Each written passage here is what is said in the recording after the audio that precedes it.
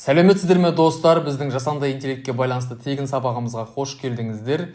Жалпы бұл сабақтың аты жасанды интеллектті қолдану арқылы тиімділікті арттыру. Осыған байланысты қазір өздеріңіздің іште жүрген барлық сұрақтарыңызға жауап табатын боласыздар. Енді мен жасанды интеллект туралы ақпарат бермес бұрын өзім туралы кішігірім таныстырып кетейін. Менің есімім Асылжан Қалменов.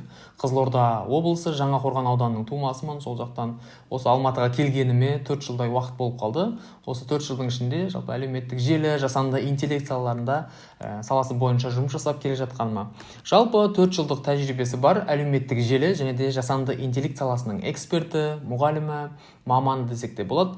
Және де танымал жұлдыздардың продюсері, мысалы Қабдол Мехабаядағы, Арсен мен Мереке, Ернар Айдар, Алмасхан Насыров, Жандос Қаржаубай сияқты қаншама блогерлермен, қаншама кәсіпкерлермен де жұмыс жасап, сондай проекттерім болған. Және де 2000-нан астам менің әлеуметтік желідегі осы жасанды интеллектке байланысты үйренген шәкірттерім бар. Және де жасанды интеллектті осы Қазақстанда алғашқылардың бірі болып бастап, Қазақстанда қазақ тілінде, қазақша контенттермен білім беріп жүргеніме осы 4 жылдай уақыт болып қалды. Жалпы жасанды интеллект деген не? Осыған қатысты кішігірім бір жауап беріп кетейін. Жасанды интеллект дегеніміз бұл адамның жұмысын жеңілдететін интернеттегі робот көмекші. Яғни менің көмекшім, бірақ интернеттегі көмекші. Мен қандай тапсырма беремін оған менің тапсырмамды ол бұлжытпай орындайды. Текстке қатысты жасанды интеллект бар, музыкаға қатысты жасанды интеллект бар, видео десең видеоңды монтаждап беретін жасанды интеллект бар, текст жіберсең осыны оқып бер десең оқып беретін, монтаждап беретін, жаңағы қатемен жұмысқа маған бір жыбы жалпы кез келген саланың өзінің бір сондай сайттары, боттары, приложениелері бар. Сондай жасанды интеллектпен арқылы, соның бір алгоритмдер арқылы жасалған, солардың барлығын біз жасанды интеллектке жатқызамыз.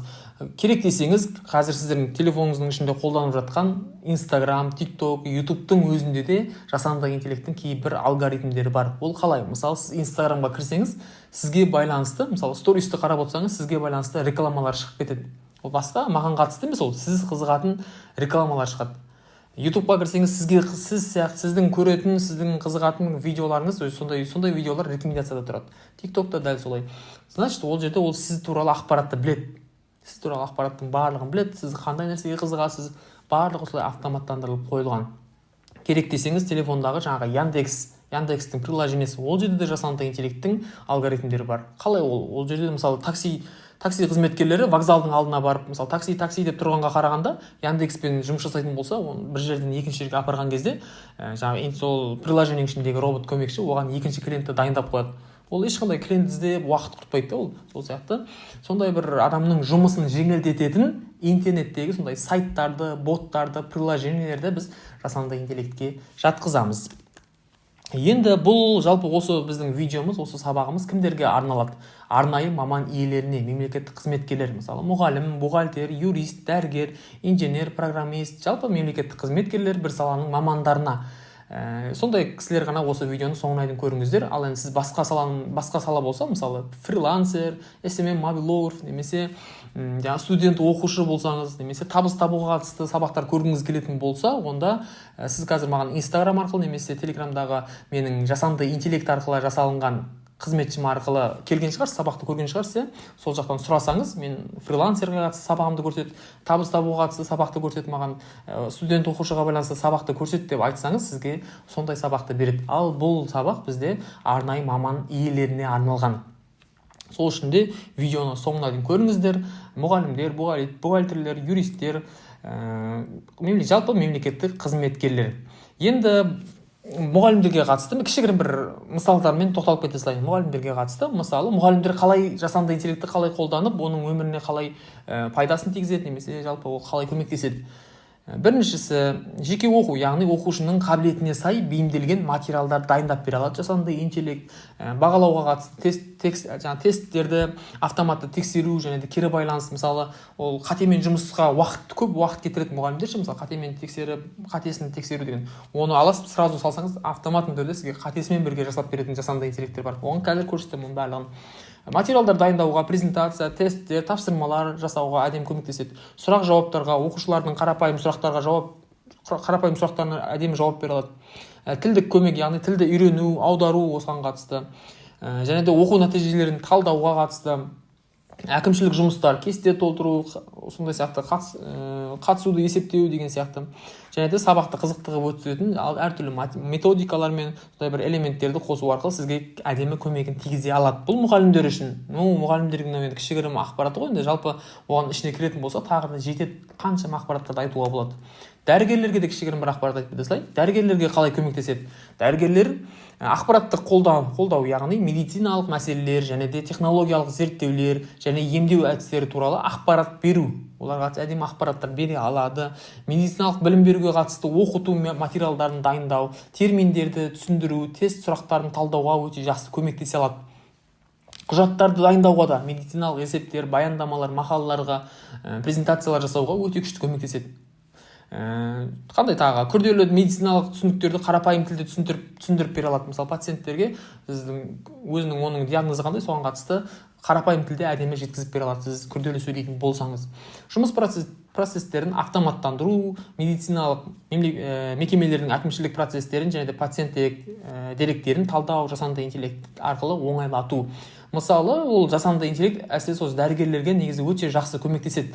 Керек десеңіз, мысалы, диагноздың арқылы, арнайы бір технология арқылы тез белгілі болады ғой.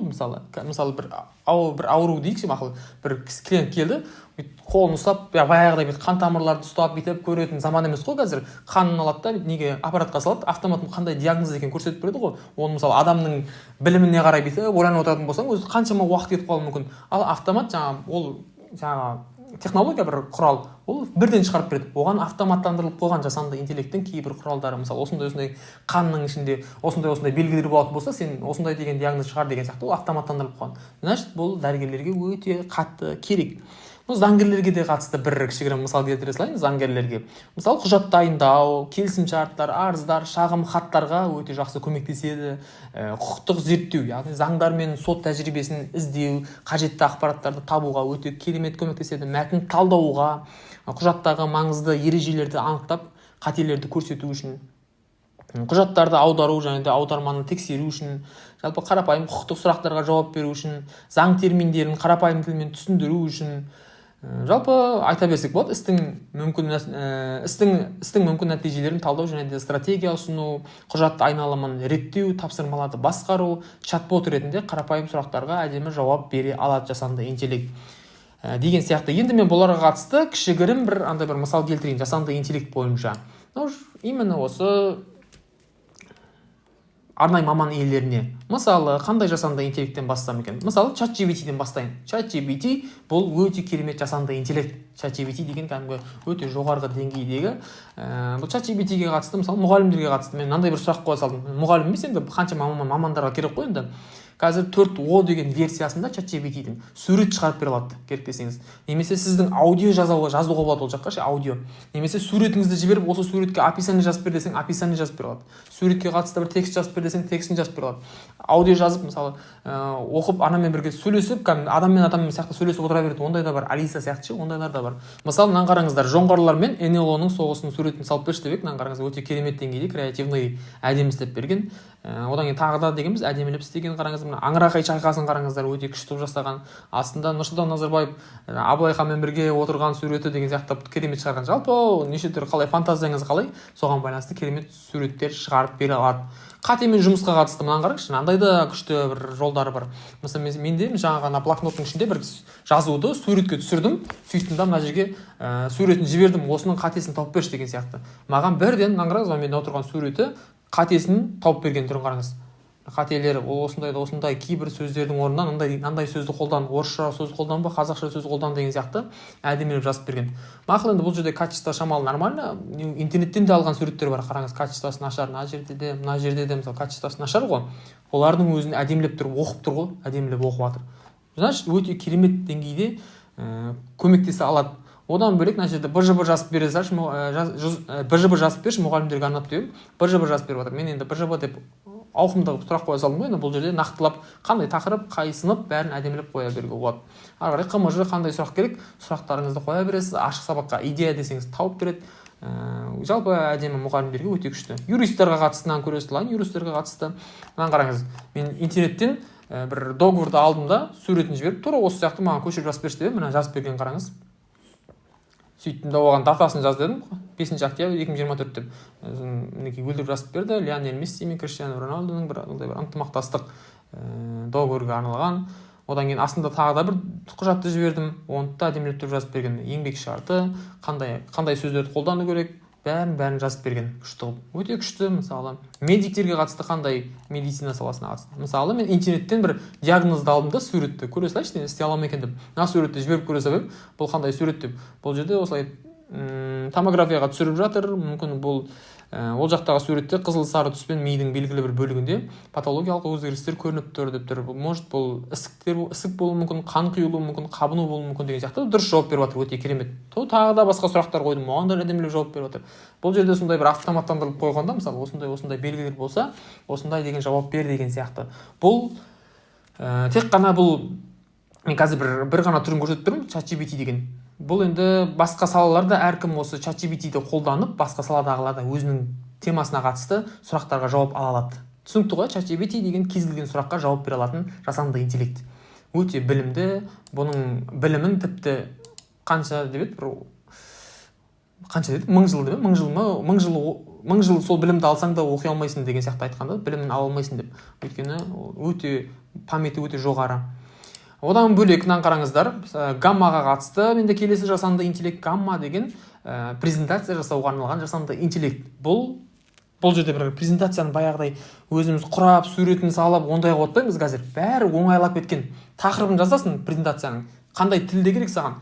Жазсаң, болды саған шығарып береді. Мысалы, міне дизайн интерьер қазақ тілінде керек. 10 беттік дедім да, генерайт деген бастым. Қазір көрейік қанша минутта шығарады екен. Вот міне маған уже тақырыптарын шығарып беріп отыр. Міне 10 беттік тақырыбын шығарып берді. Енді дальше кеттік ары қарай. Енді дизайн таңдаймыз қазір. Қандай дизайн? Қара түс па, қызыл түс па, өзің таңдайсың. Міне мына жерде оң жақ бетінде әдемі нелерін көрсетіп тұр. Маған керек емес. Генерайт дегенді бассам, ары қарай менде маған презентация шығарып береді. Дизайн интерьер, яғни үйдің дизайнын жасатын сондай бір компания, сондай салаға. Міне кетті. Қазір осы бойынша маған жасанды интеллект презентация шығарып береді. Мінекей басталды. Міне интерьер дизайнның негізгі ұғымдары, астың жағында кетті, келесі беті, үшінші беті, төртінші беті, суреттеріне загрузка болып жатыр. Ашылсын. Міне қараңызшы, не деген суреттің качествосын қараңызшы. Мынандай качестводағы суреттерді табу да қиын ғой. Әдемі презентация істеп берді. Бұл гамма ай тек қана презентация емес, керек десеңіз сайтта істеп береді сізге. Керек десеңіз басқа документальный жұмыстарыңызға да керемет көмектеседі. Гамма ай өте керемет. Былай қарасаң, бірнеше секундтың ішінде-ақ шығарып бере салды маған презентацияны. Арасында өзгертетін жерім болса, өзгерте салам, ішіне кіремін да. Болды, дальше ары қарай барлығы жеңілдеді. Енді мен сіздерге қазір 1-2 түрін ғана айттым. Жалпы жасанды интеллекттер бұл өте көп. Ішіне кіретін болсақ, қаншама жасанды интеллекттер бар, қаншамасы, оның бәріне тоқталатын болсақ, қазір мына видеомызда біздің жетпей кетеді. Жалпы жасанды интеллектті кімдер үйрену керек? Жасанды интеллект, мысалы, біреулер кейбір кісілер сұрақ қояды, мысалы, мен осындай саланың маманымын, немесе мен такси жүргізушімін, мен осындаймын деп. Маған жасанды интеллект керек па? Зачем маған деген сияқты. Жасанды интеллект барлық адамға керек. Барлық адамға керек. Жасанды интеллект ол барлық салаға бір, енді біз адам болғаннан кейін біз бір нәрсені пайдаланамыз, біз телефонды пайдаланамыз, біз әлеуметтік желіні пайдаланамыз, значит, бізге ол өте қатты керек. Кез келген саланың өзінің сондай бір приложение шаблондары бар. Жасанды интеллект, сосын андай нәрсе бар. Жасанды интеллект біздің жұмысымызды тартып ала ма дейді алдында бір кісі. Тартып алып жатқандар бар. Адамдар қысқарып жатыр. Мысалы, көп бухгалтердің кейбір салалары, бухгалтерден де мысалы уже қысқарып жатқандар бар. Копирайтерлер уже жаймендеп, дизайнерлер уже жаймендеп қысқарып бара жатыр. Бірақ бітті, ол сіз жасанды интеллект сізді жоқ қылып жібереді деген сөз емес ол. Бәрібір енді сіз адам болғаннан кейін ол бірақ сізбен конкурент бола береді. Бірақ сіздің жұмысыңызды полностью жоқ қылып тастамаса да, жалпы ол біріндеп шегере береді. Бірақ енді осы алдағы 5-10 жылдықтың ішінде бірақ сіз жоқ болып кетеді деген сөз емес сіздің салаңыз. Бірақ сіз жасанды интеллект сізді басып алмаса да, жасанды интеллектті меңгерген мамандар сіздің орныңызды басып алады. Бұл енді шындық. Неге? Мысалы ойлаңызшы, мен дәрігермін немесе мен мұғаліммін, мен жұмысқа кіруге бара жатырмын. Мен жасанды интеллектті білемін, мысалы сіз жасанды интеллектті білмейсіз. Жұмысқа кіру бойынша екеуміз де резюме тапсырып тұрмыз. директор қарайды да, мысалы кімнің білімі жоғары, мен жасанды интеллектті мысалы біліп тұрған адамды ол жұмысқа алатыны белгілі, өйткені оның тәжірибесі. Және де қазіргі таңда мектепке қарасаң, алда менің мамашам да мұғалім мысалы. Ол кісілер айтты маған, мен мектепке уже жасанды интеллектті білу керек, мұғалімдер сондай нәрсені білу керек деген сондай талап шығып жатыр деп айтты маған. Соған қатысты мен де осы алдында мен сабақ алып, менен білім алып жүрген сол үшін де ол мақұл. Енді мұғалімдердің саласы емес, жалпы барлық салада өз жасанды интеллект деген нәрсе қазір хит болып жатыр. Байқаған шығарсыздар, әркім өзінің саласында хит болып жатыр ғой. Ол нәрсе ертең сіз білмесеңіз де сіздің білетін басқа маман, сіз сияқты маман уже сіздің орныңызды басып алады, сіздің алдыңызға шығып кетеді. Сол сияқты мақұл, жасанды интеллекттен қорықпасаң да жасанды интеллектті білетін маманнан қорыққан жөн. Жасанды интеллектті енді нөлден бастап толық үйренгіңіз келсе, бізде авторлық нейростарт курсы бар. Яғни мен қазір сіздерге жаңа бір екі түрін ғана айттым, жасанды интеллекттің бір ChatGPT мен гамманы ғана. Әлі бізде айтатын қаншама жасанды интеллекттер бар. Сіз білмейтін, жаңаның өзіне әдемі ақпараттар ғой, мысалы, әлі сіз білмейтін қаншама жасанды интеллекттер бар. Енді мен осыған қатысты менің өзімнің нейростарт курсына шақырамын. Бұл нейростарт курсында не нәрсе бар? Қараңыздар, бірінші 50 түрлі жасанды интеллект, 50 түрлі, ойлаңыз, 50 түрлі. Екінші 12 ай видеоларға доступ бар, сабаққа доступ 12 айға дейін, 1 жылға дейін, келесі жылдың осы уақытына дейін любой время сабақты көре бересіз. Түнде ма, күндіз ба, кешке ма, тал түсте ма, жалпы любой уақытта көре бересіз. 2 зум сабақ, практикалық зум эфир болады. 2 зум сабақ болады еще. Сіздермен кері байланыс. Және де 1 жылға дейін кері байланыс түсінбеген жер болса, қандай бір алдағы уақытта бір проблемалар шығып қалатын болса, сұрайсыз, жауап береміз. Кері байланыс бар. Және де апта сайын жаңа сабақтар салынады. Мынау енді бомба. Мынау енді өте керемет ақпарат. Мысалы, тек қана 50 жасанды интеллект емес, ол бөлек сізге сыйлық ол тұрған. Апта сайын бізде жаңа жасанды интеллект сабақтар салынады. Өйткені күнде бір нәрсе өзгеріп жатыр. Сіздің салаңызға байланысты, сіздің конкуренттеріңіз, сіздің жалпы осы әлем бойынша неше түрлі нәрселер өзгеріп жатыр. Сол ақпараттың барлығы мен сол жаққа платформаға алғаш салам. Апта сайын жаңа сабақтар. Және де сертификат берілетін болады. Жасанды интеллекттің маманы деген сондай маманы ретінде сізде сертификатталған сертификат берілетін болады. Сабақтың бағасы 89.000 теңге. Сабақтың бағасы 89.000 теңге. Өте әдемі, өте ыңғайлы баға деп ойлаймын. Өйткені былай қарасаң, алдында бір чат-ботқа қатысты болсын, бір жасанды интеллекттің бір түріне қатысты болсын, бір кісінің сабақ өткен көрген тұғым. Сол бір ғана түрін айтқан тұғым. Сол 100.000 теңгеге сатып жатады, мысалы, ана кісілерше. Бұның қасында 50 түрлі жасанды интеллект, одан бөлек апта сайын жаңа сабақтар, кері байланыс бар. 1 жылға дейін доступтың өзі мынау 400.000 500.000 курстардың өзінде 1 жылға дейін доступ, 1 жылға дейін кері байланыс деген жоқ, ол білесіздер. Енді сіздерге өте керемет бір жаңалық бар менде, әдемі бір жеңілдік жасағым келіп жатыр. 1 сағаттың ішінде тіркеліп үлгеретін болсаңыз біздің сабаққа, бұл жерде енді сізді тексеріп отқан маман бар, яғни менің жасанды интеллект арқылы жасалған көмекшім сізді тексеріп отыр. Сізге сабақтың сілтемесін жіберді, ол біледі, уақыттың бәрін есептеп қойған, 1 сағаттан кейін сізге жазады деген сияқты. Сол үшін де осы 1 сағаттың ішінде сіз сабаққа тіркеліп сабақты алам деген шешім қабылдайтын болсаңыз, сізге менен өте керемет жеңілдік бар. Ол қандай жеңілдік? Қараңыз, нейростарт курсына 19.900 теңгеге жеңілдік жасаймын. Мынау деген енді өте керемет деп ойлаймын. 89.000 теңгеден 19.900 теңгеге дейінгі жеңілдік. Бұл енді осы 1 сағаттың ішінде тіркелетін кісілерге ғана. Ал енді 1 сағаттан артық, ертең ары күні деген сияқты шешім болатын болса, онда 89.000 теңгеге сабаққа қатыса аласыздар. Енді тағы да сіздерге қатысты мен бір керемет бір күшті бір бонус сабақ дайындап қойдым. Ол қандай бонус сабақ? 1 сағат, осы қазіргі 1 сағаттың ішінде сіз сабаққа тіркелдіңіз, 19.900 сабақты алдыңыз, алғаннан кейін сізге құны 139.000 теңге тұратын менің YouTube сабағымды, TikTok сабағымды, Instagram сабақтарымды сізге тегін беремін. Ойлаңызшы, мен осында YouTube сабақтарым, TikTok, Instagram сабақтарым, қаншама онлайн сабақтардың онлайн деген ең арзанының өзі 139.000 теңге. Ал офлайнда да уже 200.000-нан жоғары қарай 500.000 теңгеге кеткен сабақтарым менің бұл сабақтарды сізге тегін беремін. Өте керемет мынау. Тем более бұл жерде тек қана сіз жасанды интеллектті меңгеріп қана қоймайсыз. Ол арқылы сіз табыс табарсыз, өзіңіздің жеке брендіңізді қалыптастырасыз. TikTok-тан қалай подписчик жинайсыз, Instagram-нан қалай подписчик. Өйткені мен қараңыз, TikTok-тағы подписчигімді осы 1,5 айдың ішінде 60.000-нің үстінде подписчик қосылып, менде қазіргі подписчигім 115.000-нан жоғары қарай болып кетті. Почти 120.000-ға жақындап қалды. Instagram-дағы оқырманның саны уже 100.000-нан асып кетті, былай қарасаңыз. YouTube-та да уже жақсы кетіп бара жатыр да. Оның бәрі осылай личный брендті қалай қалыптастырамыз, қалай оның алгоритмдері бар, соған қатысты сабақтардың бәрін сізге тегін беремін ғой сонда. Және де жеңілдікпен тіркелгіңіз келетін болса, егер жеңілдікпен аламын дейтін болсаңыз, онда мен төменде описанияға сілтеме қойып қоямын. Тіркелемін деген кнопка болып тұрады. Астын бассаңыз, сіз WhatsApp-қа өтесіз. WhatsApp-та сол жақта сізбен менеджермен сөйлесесіз. Менеджермен сөйлесіп, мен сабақты аламын, тіркелемін, 19.900 теңге төлеймін десеңіз, сізге реквизит жібереді. Сол номерге төлем жасасаңыз, сізді сабаққа бірден қосамыз. Қалай? Бүгін бастадыңыз ба? Қазір 1 сағаттың ішінде уже сізге сабақ беріледі, сабақты көріп бастайсыз. Жалпы біздің тегін сабағымыз соңына жетті. Осы ақпараттарымыз сіздерге өте пайдалы болды деген ойдамын. Осы білген ақпараттың өзімен ары қарай дәл қарай жақсы жұмыс жасауға болады.